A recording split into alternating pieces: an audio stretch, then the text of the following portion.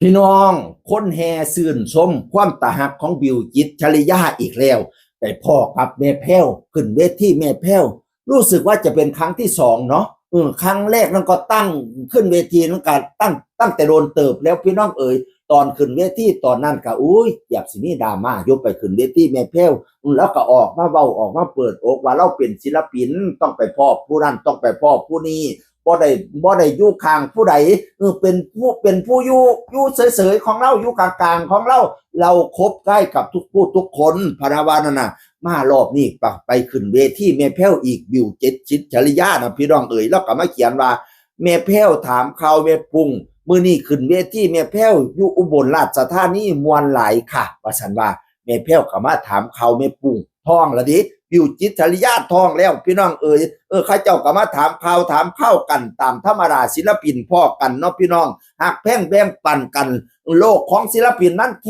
บเจ้าน้อยก็วนมาพ่อกันดอกไปพ่อกันเวทีนั้นเวทีนี้หักกันไว้ดีกว่าสร้างกันสามัคคีกันไว้คือดังข้าวเหนียวปั่นแก้นยาแดดตากแตกเพี้ยมางดังน้ำถึกข้าวเหนียวให้เจ้าเย้าไว้คือสินใช้ฟันให้ฟันปีนี้ปีหน้าจะคอยฮ้อนหักกันแพ่งกันพี่น้องเอ๋ยพุ่นน่ะเพิ่นเบิงเพิ่นแย่งกันดีให้พุ่นน่ะบิวจิตจริยาก็ตาหักพุ่นตัวเบิงผมเบิงอหยังอยู่หน้าแม่แพ้วกับดูแลให้เบิงแย่งให้ความตาหักของแม่ปุ้งกำลังท้องอ่อนๆพี่น้องโอ้ยบุญกุศลทำความดีให้ลูกตัวแข็งแรงคุณแม่ก็แข็งแรงเด้อท้องก็ได้อย่าแพ้อย่าหักอย่าหัวอย่าอ้วงเด้อบัดย้ำคลอดก็ให้คลอดง่ายๆเด้ออีหล่ากำแพงบัดนี้แม่แพ้วน้องนาริตะเพจเพิ่นเข้ามาเขียนหมอลำสาวบ้านนาบิวจิตรชลิยาบุญธรรมสุดยอดดูแลสุขภาพนะคะคุณแม่ว่าซั่นว่านั่นน่ะโอ้ยคนสวยเนาะคนสวยได้ทายกับคุณสวยทายกับแม่แพ้วทายกับสั้นวงสะท้อนพี่น้องกำลังทองไก่แข็งแรงเด้ออีหล่ากำแพงให้เป็นศิลปินมีการมีงานหลายกันค่อยไปค่อยมาเด้อขึ้นเวทีก็ค่อยย่างเด้อเฮาบ่แม่นผู้เดียวผู้ใดบ่แม่นผู้ท้องเป่าท้องใดแล้วเด้ย่ามขึ้นล่ำวงก็ระมัดระวังเด้อ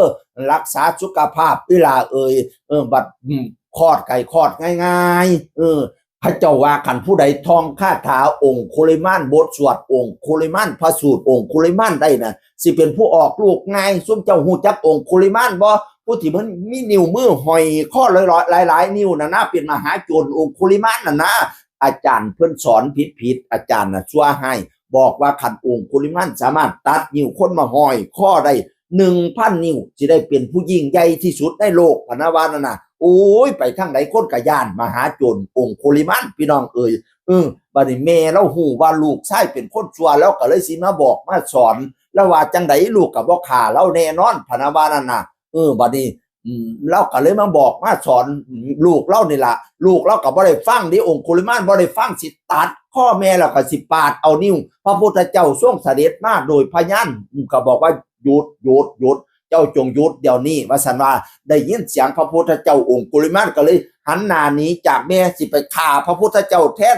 แลนนำพระพุทธเจ้าก็เสด็จหนีห่างออกโดยพญานสิแลนนำไปไหนพระพุทธเจ้าก็ถอยออกพระอันองค์กุลิมานก็เลยว่าหยุดเดี๋ยวนี้มึงหยุดเดี๋ยวนี้พระพุทธเจ้าก็เลยว่าเราหยุดแล้วแต่เธอยังไม่หยุดเราหยุดแล้วแต่เธอยังไม่หยุดคือเฮาหยุดทำซัวแล้วแต่เจ้านั้นยังบ่หยุดเทียแล้วก็ในที่สุดก็เทศโพดเทศภายองค์คุลิมานจนได้ดวงตาเห็นถ้ำผุนตัวก็เลยได้เผหัวออกบวชบัดนี้ไปออกบวชคนยานหลายว่าสั่นตัวบางคนก็โยนหินโยนคอนใส่เหล้าไปบินบาตแต่ละมือเดียดยังไงย่ำหมาย่ำยางแต่ว่าไปลำมองคนก็ยานบัดนี้ไปพอคนทองยานเห็นองค์โคลิมันน่ะแลนหนีท่านที่พี่น้อง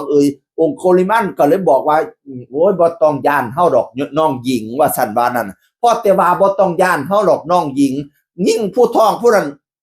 ออกลูกขนาดออกมาโลดเขาเจ้าก็เลยว่าคาถาออกลูกง่ายพะนะว่าไปหาทองเดอบิวจิตชริยาเจ้าสิได้คาถาออกลูกง่ายฝากแม่มันทั้งหลายหรือผู้ใดอยากออกลูกง่ายไปหัดทองพระสูตรองค์คุลิมานใบเด้อเสียงคือคนเก่าเว้าสู่ฟังสวัสดีครับ